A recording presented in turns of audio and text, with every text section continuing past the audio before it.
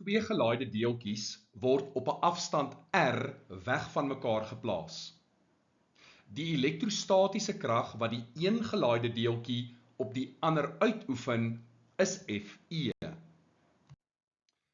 Watter een van die grafieke dui die verwantskap tussen die elektrostatiese krag Fe en die kwadraat van die afstand r² tussen die twee ladings korrek aan?